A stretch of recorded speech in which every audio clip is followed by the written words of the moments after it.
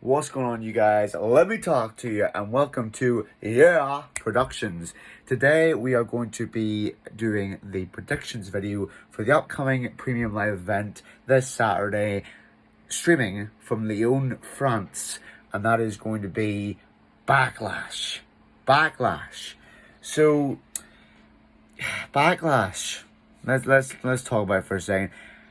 Not too sure about this pay-per-view. In fact, I was talking to a friend of mine yesterday when I was in the gym, and shout out to him, by the way, he just didn't see the point in having a show called Backlash. He just didn't see the point in having one anymore called Backlash, because there's not really a theme to it. Like, there's not, like, don't get me wrong, nothing to do with where it's taking place at or the matches that are on the show, but simply the fact that it's Backlash. You know, it's kind of lost its edge.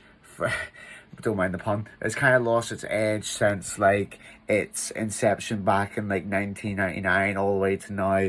So to be honest with you, I kind of see his point with that as well. But ladies and gentlemen, let's get down to the predictions. So it's not really a big match card. Yet again, it is Backlash, so I'm not really going to say much about that. It's a B-tier pay-per-view. Doesn't need a big match card. Let's get down to it. So the first match on the card for the night is the WWE Women's Tag Team Championships being defended. The Kabuki Warriors, the current champions, versus Bianca Belair and Jade Cargill, or the Storm, Jade Cargill as she's known as right now. What I think of this match, not gonna lie, I'm not being biased here. I don't really care about this match. I really don't. I don't really care about the Women's Tag Team Championships that much anymore. They don't really mean that much to me.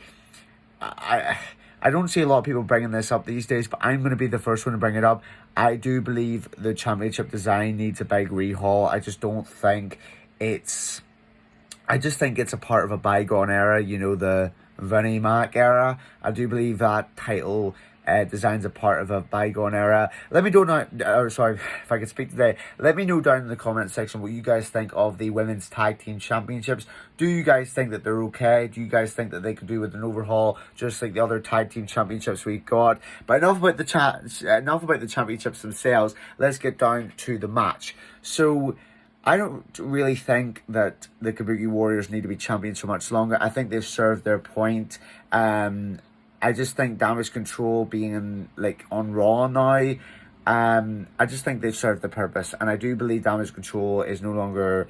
I don't know how to say this, but I think Damage Control soon is going to split up. I think they will soon split up. You've got Io Sky, who lost her Women's Championship at WrestleMania, and then you've got the Kabuki Warriors, who are going to lose this Saturday, in my opinion. By the way, shout out to Lyon, France, which is holding Backlash. Like, I never really thought about the audiences when it came to other European countries. I know that the UK crowd for where I'm from is wild. I just know that they're wild. But when it comes to like places like France, Germany, it'll be interesting to see what the crowd in France is like. It'll be interesting to see what the crowd in Germany for Bash at Berlin is like. And it'll be interesting to see what the crowd next month at Clash at the Castle from Scotland is like. Sorry for my bad Scottish accent. Which I'm going. Me and my girlfriend are going to that, which is going to be amazing, honestly. Let me know in the comments if you guys are going. But for this match, I'm going to say that it is way too early to hand Jade Cargill a loss. I'm glad to see Bianca Belair and Jade Cargill tagging again after WrestleMania, because I do not believe that Jade Cargill is ready to go on a singles career. I think that's why Triple H is putting her with Bianca Belair first, so that they can have this match. Do I think they're ready to be Women's Tag Team Championships? I don't really think it matters about the belts, but I just don't think you can have Jade Cargill lose right now. If Dakota Kai is going to get involved in this match, have her distract Bianca or something like that, and then have her pin Bianca, but not Jade Cargill. If they're going to lose, have Jade Cargill not be the one to take the pin. That's all I can say. If the Kabuki Warriors are really walking out of this as champions, have Bianca Belair take the pin. But no, I think these two are ready to take it to new heights. It's a new era. These two are ready. Put the tag team championships on them. Make Jade Cargill a legitimate threat to the women's division. So I'm going with Cargill and Belair for that one. So the next one is a match that, to be honest with you, I'm not gonna lie, I'm kind of sick of seeing it. The bloodline, this new bloodline with my guy Solo and Mr. Tamatonga. versus Kevin Owens and Randy Orton. Don't get me wrong, it's going to... So we've got Solo and Tama Tonga, his new brother, the MFT, which, to be honest with you, I'm seeing a lot of wrestling YouTubers right now who, just like myself, are confused with what the whole MFT stands for. If anyone knows, put it down in the comments what it actually stands for. Kevin Owens and Randy Orton versus the New Bloodline. I'm kind of tired of seeing, like, to me, this is still kind of the Avengers, in my opinion. It's still kind of following on from WrestleMania. Randy Orton, Kevin Owens, they didn't really interfere in the whole WrestleMania Sunday match between Cody and Roman, but they still have their beef with the Bloodline. How long do I think it's going to go on for? I'm not too sure. I'm not as interested, let me say. It's nothing to do with the people in the match. It's nothing to do with that. Randy Orton will never lose his star power. Love the guy. Kevin Owens, I just kind of feel like Randy Orton deserves more than just to continue being involved with the Bloodline, if you guys get me. But at the end of the day, I'm going to have to go with Solo. I'm sorry, I can't help doing it, honestly. Solo. And then... I can't help that, honestly. Or should I say, Solo!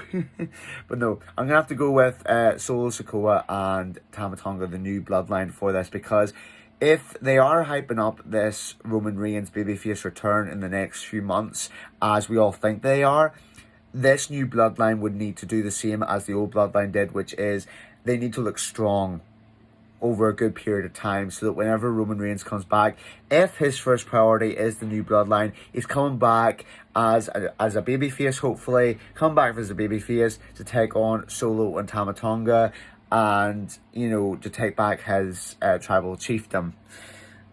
Okay, forget I said that. His name as the true tribal chief.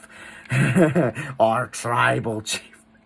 But no, I do believe that Tama Tonga and Solo will win this. And the reason why I believe this is not just because they need to look strong for when Roman Reigns comes back against all challengers, but I also believe it because there are rumours that Jacob Fatu, which is the Usos' younger brother, I think that's what he is, yeah, he's their younger brother. There is rumours that he has signed with the WWE and could be a part of this new faction. So where else better to debut him than at Backlash?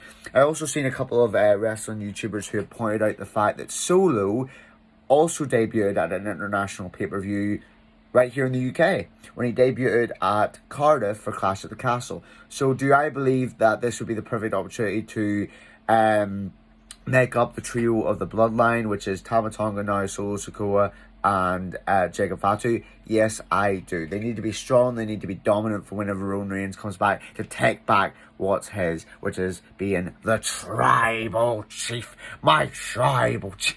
I can't help it, honestly. The way Paul Heyman used to always say that was amazing. And the way he has been the last few weeks, you can even tell he's not really on board with this. Okay, so the next match, to hurry this up a wee bit, to move things along, is the WWE Women's Championship match between Bayley, the champion, versus Naomi, versus Tiffany Stratton. Once again, I can't say I'm too intrigued with this match. I still think it's a bit early for Bayley to lose the championship. Her championship is still in its early stages since WrestleMania. I've heard a lot of people say that Tiffany Stratton deserves to win this match, and they're hyping her up as the next women's champion. Maybe not this match, though. Maybe not yet. I would say if you're going to have Tiffany or Naomi take back that championship, do it at SummerSlam. There's a lot of people who are saying to me, or not saying to me, but a lot of people who have been saying on YouTube that they kind of believe Naomi at the minute is just, like, yes, she's still one of the best to ever do it, but at the end of the day, they feel like she's just kind of here at the minute to put over new talent. So if Bayley's walking out here as champion, I would say have Bayley pin Naomi. Have Bayley pin Naomi, which means you keep the star power on Tiffany, if that's what WWE's planning to do for SummerSlam when she eventually wins the Women's Championship. If she does. But no, I think Bayley should keep it for now. I wouldn't mind seeing Naomi as the new champion, but I just don't think WWE are going with that. I think they're kind of saying, yeah, you know, Naomi's star power enough. She doesn't need a title. Her star power enough. But at the end of the day, I just think that it's a bit too early to take that title off of Bayley, so it is. So, yes, keep it on her for as long as you can. No, not as long as you can, but just give her a good few title defenses, make her reign legitimate, and yeah, that's what I think of that match, the triple threat match, the women's championship match. I do think Bayley's retaining, probably pinning Naomi, keeps Tiffany safe. I guess that's what they're doing. Now on to the two main events. So we've got the World Heavyweight Championship and the undisputed WWE Universal Championship. First, we'll get to the World Heavyweight Championship. There's a lot I can say about this match. A lot. And it's... I was watching a predictions video just yesterday by another YouTuber, and he actually said something that I didn't really think of before now, but I'm going to say it because I think it's true. This is one of their matches that is very unpredictable. And it's unpredictable because you've got Damian Priest, who, earlier, whenever he first won the championship, I was thinking, right, he'll not be champion for that long. He might be champion for maybe a good month or so before they put the title back on Drew McIntyre at this upcoming Clash at the Castle in Scotland. No better way to put it. No better way to do it, because to be honest with you, I don't really... don't hate on me for this, all you Judgment Day fans, or the Damian Priest fans. Don't hate on me, that's just my opinion. I don't see Damian Priest just yet as World Championship material. I don't see him just yet as... Do I see Jey Uso as World Heavyweight Championship material? Yes, I do. And the reason why I do is because I think that they're doing something here with Jey Uso. The segment on Raw that Cody Rhodes had, I think it was a week after WrestleMania, or even 2 weeks after WrestleMania, the segment he had on Raw with Jey Uso, talking about this upcoming match, you know, it's obvious that Cody Rhodes was going to SmackDown because he is the WWE champion. But the way that they're framing and portraying Jey Uso right now as the top babyface on Raw, as the biggest, no doubt about it, the biggest babyface on Raw right now. That guy gets huge crowd reactions. I was actually with my girlfriend just a few weeks ago, in fact, at WWE Live here in Northern Ireland, Belfast, and the crowd was electrifying for this man, for Jey Uso, honestly. And the crack he had whenever it was him and McIntyre in the ring that night, it was just awesome. This man is fire. Honestly, he is fire. So if they're planning to have him as the top babyface Raw, I'm not saying a loss to Damian Priest would hurt the guy's star power. It won't.